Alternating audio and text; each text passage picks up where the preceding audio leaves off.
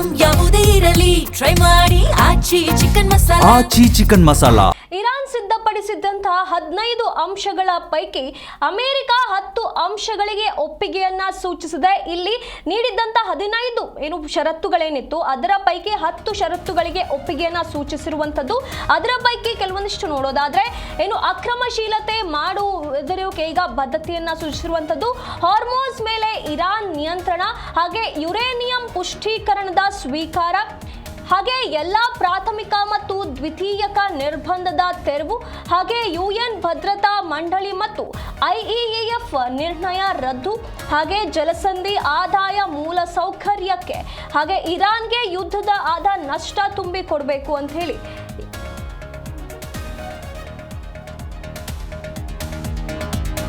UN ಭದ್ರತಾ ಮಂಡಳಿ ಮತ್ತು IAEA ನಿರ್ಣಯ ರದ್ದು.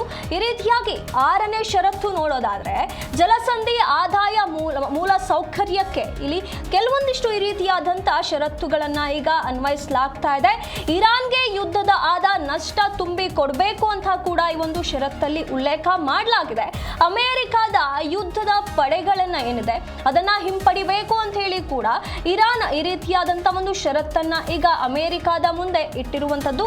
ಅದಷ್ಟೇ ಅಲ್ಲದೆ ಈಗ ಏನೆಲ್ಲ ನಡೀತಾ ಇದೆ ಎಲ್ಲಾ ರಂಗಗಳಲ್ಲೂ ಕೂಡ ಯುದ್ಧವನ್ನ ನಿಲ್ಲಿಸಬೇಕು ಅಂತ ಕೂಡ ಈ ಒಂದು ಷರತ್ತಿನಲ್ಲಿ ಉಲ್ಲೇಖ ಮಾಡಲಾಗಿದೆ.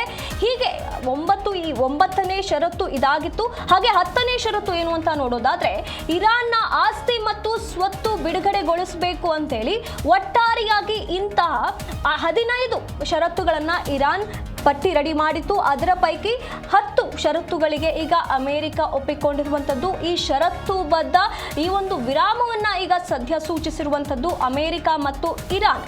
ಇಂಥ ಒಂದು ಏನೆಲ್ಲ 10ಗಳು ನಾವಿವಾಗ ಓದಿದ್ವಿ, 10 ಷರತ್ತುಗಳೇನಿತ್ತು ಈ 10 ಷರತ್ತುಗಳ ಆಧಾರದ ಮೇಲೆ ಈ ಒಂದು ವಿರಾಮವನ್ನ ಈಗ ಸದ್ಯ ಘೋಷಿಸುವಂಥದ್ದು. ಇದರಿಂದಾಗಿ ಈಗ ಹಲವು ಸಮಸ್ಯೆಗಳು ಸರಿಪಡಿಸಬಹುದು ಅನ್ನುವಂಥ ನಂಬಿಕೆ ಎಲ್ಲರಲ್ಲೂ ಇರುವಂಥದ್ದು. ಇಷ್ಟು ದಿನದ ಮಟ್ಟಿಗೆ 40 ದಿನಗಳ ಕಾಲ ನಡೆದಿರುವಂತಹ ಯುದ್ಧ ಏನು ನಡೀತು ಆ ಯುದ್ಧ ಉದ್ವಿಗ್ನತೆ ಈಗ ಸದ್ಯಕ್ಕೆ ಕಡಿಮೆಯಾಗಿದೆ. ಎಲ್ಲಾ ಕಡೆ ಸಮಸ್ಯೆ ಆಗ್ತಾ ಇತ್ತು.